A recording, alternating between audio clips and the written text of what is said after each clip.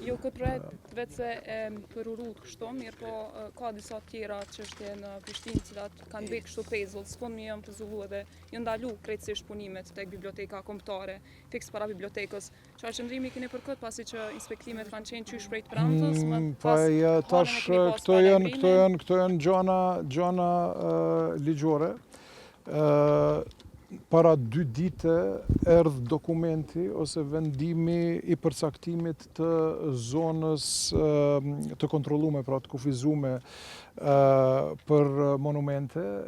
Çka do me thonë kjo? Do me thonë që çdo gjë që unë e kam thonë tash 3 vjet, që të gjitha bllokadat, të gjitha sabotazhat që kanë qenë të jashtëligjshme, vetëm se është konfirmu para 2 dite.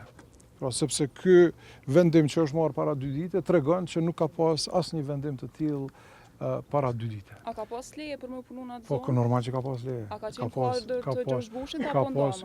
Jo, krejt në kuadër, domethënë ka qenë si një leje. Po për këtë po them që janë vetëm vendime të jashtëligjshme.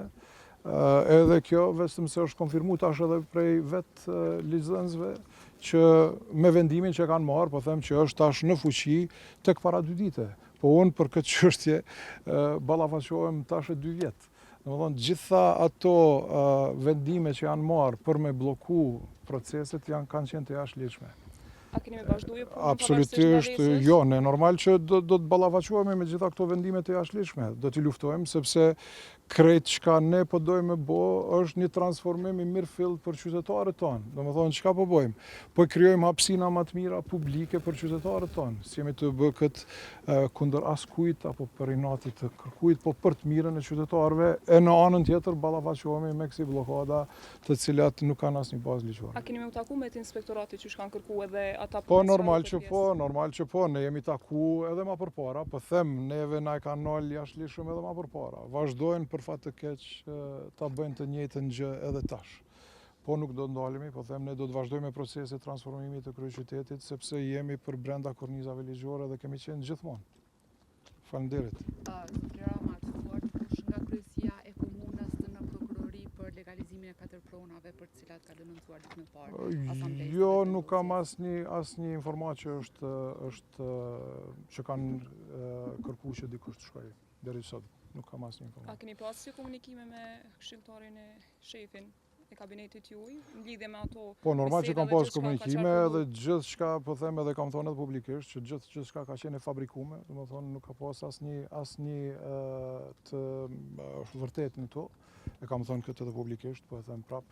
Unë edhe atëherë kam ftuar prokurorinë me u marrë me gjitha këto gjana, po them është transparencë totale edhe jemi të hapur. Pra për fat të keq po them këto procesi po shfrytëzohen për çështje politike, për çështje të kota, vetëm me nal proceset e mira në kryeqytet. Pra ne jemi duke vazhduar me punë të mira në gjitha pjesët e kryeqytetit, edhe do të vazhdojmë me punë të mira për kundër faktit që po përballemi me çfarëdo gjana, me çfarëdo fabrikime të ndryshme që po ndodhin tash e sa muaj e sa vjet me thonë. E pse ka hezituar ndoshta ai me u deklaru para mediave? Kemi insistuar disa herë me marrë sqarime prej tij. Pyete vet, po them, patjetër që puna juaj është ndërlidhur unë e kam thënë edhe publikisht, edhe i kam ftuar edhe prokurorinë edhe të gjithë, edhe kam thënë edhe kemi hap të gjitha ato files, këto dokumentat me shiku, çdo gjë nuk ka asgjë që është e jashtëligjshme.